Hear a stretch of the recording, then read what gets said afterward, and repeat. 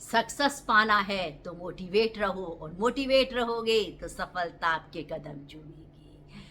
पैसा इंसान को बहुत ऊपर लेके जाता है, लेकिन इंसान पैसा को ऊपर नहीं लेके जा सकता। आज एक बहुत छोटी सी कहानी है, एक राजा की कहानी है।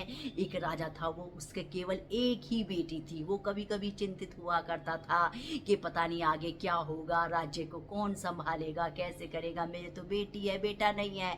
और जब वो बेटी बड़ी होने लगी, उसकी शादी की चिंता होने लगी, तो राजा ने यह निश्चय किया कि आज जो मेरे राज्य में पहले प्रवेश करेगा ना, जो व्यक्ति, जो लड़का प्रवेश करेगा, मैं उससे अपनी लड़की की शादी कर दूंगा। मंत्रियों से ऐसा ही कहा। मंत्रियों ने कहा कि भाई सोच समझ लो, पता नहीं कौन आ जाए, कैसे हो जाए। तो राजा ने कहा कि नहीं, मैंने जो निश्चय कर लिया तो कर लिया बस। और अगले दिन जैसे ही सुबह मंत्री एक व्यक्ति को लेके आए, लड़के को लेके आए जिसके फटे पुराने कपड़े थे, और राजा ने अपनी बेटी का विवाह उसके साथ में कर दिया। सब प्रजा को हैरानी होने लगी, देखो बताओ कैसे संभालेगा ये राज्य। लेकिन वो लड़का ऐसा होशियार था कि उसने धीरे धीरे सारे चीज़ों को सीख लिया। मतलब उसने युद्ध करना सीख लिया, सारे हथियार चलाने सीख लिए और राज्य को चलाना सीख लिया, घुड़सवारी सीख ली और धीरे धीरे उसने राज्य को संभाल लिया। जब राजा ने देखा कि इसने राज्य संभाल लिया है, तो वो जंगल को चले गए कि अभी तुम ही राज्य संभालो, मैं केवल पूजा करूंगा, बस केवल तपस्या करूंगा। तो एक कोठरी थी, 6-7 कोठरियां थी, जैसे जिसमें खजाने हुआ करते थे, तो उसकी चाबी वित्त मंत्री पे थी। जैसे जिस पे शस्त्र थे, तो उसकी चाबी, उस कमरे की चाबी सेनापति पे थी। और ऐसे ही 5-6 कोठरियाँ बनी थी कागजों की, जिसमें कागजात रखे हुए थे, उसकी भी एक मंत्री पर चाबी थी। तो ऐसे कोठरियाँ बनी हुई थी, सब पे अलग अलग चाबी थी। लेकिन एक कोठरी थी छोटी सी, जिसकी चाबी केवल राजा पे थी। और सब मंत्रियों को लगा कि पता नहीं इस कोठरी में क्या है, पता नहीं इस कोठरी में क्या है। तो वित्त मंत्री ने कहा सेनापति से कि तुम पूछो राजा से कि इस कोठरी में क्या है। सेनापति ने राजा से पूछा, तो राजा को बहुत गुस्सा आया कि तुम्हें क्या मतलब है इसमें कुछ भी हो। अब यह फिर सारे मंत्रियों में कानाफूसी होने लगी कि ऐसा उस कोठरी में है क्या जो ये मतलब चाबी अपने पास रखते हैं। हाँ, किसी ने भी आज तक इस कोठरी के अंदर नहीं देखा कि है क्या इसमें। भाई इस फिर और किसी और मंत्री से कहा कि आप पूछो। उस मंत्री ने भी पूछा तो राजा ने उसे भी नहीं बताया।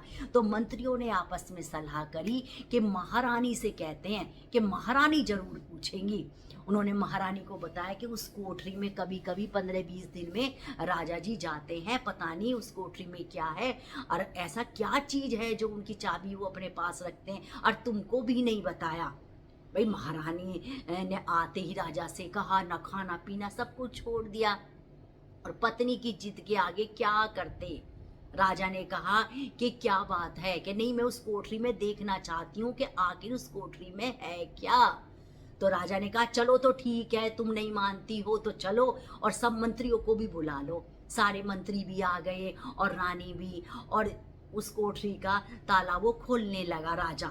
और जैसे ही खोला तो उस कोठरी में कुछ भी नहीं था, वो खाली पड़ी हुई थी कोठरी खाली पड़ी हुई थी। लेकिन एक कील पर फटे पुराने वो कपड़े टंग रहे थे। मंत्रियों ने कहा कि इसमें तो कुछ भी नहीं है, फिर भी तुम यहाँ क्यों आते हो। तो राजा ने कहा मैं इस कोठरी में 15-20 दिन में, महीने में जब भी मेरे अंदर ये आ जाता है कि मैं राजा हूँ और मेरे अंदर अहम आ जाता है, तो मैं यहाँ आ जाता हूँ और कहता हूँ कि हकीकत मेरी ये है, जहाँ से मैंने शुरुआत करी है।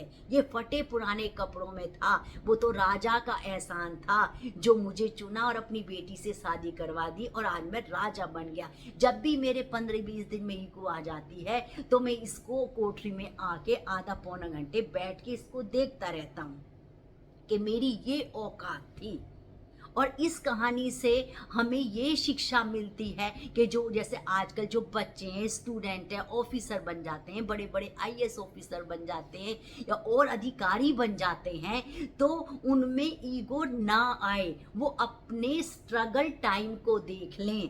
उसको याद करें। जितना अपना संघर्ष का समय याद रहता है ना, तो हम ज़मीन से जुड़े रहेंगे और हम्बल रहेंगे और विनम्रता से रहेंगे। ईगो अपने अंदर नहीं आएगी यदि हम अपने संघर्ष का समय याद कर लें।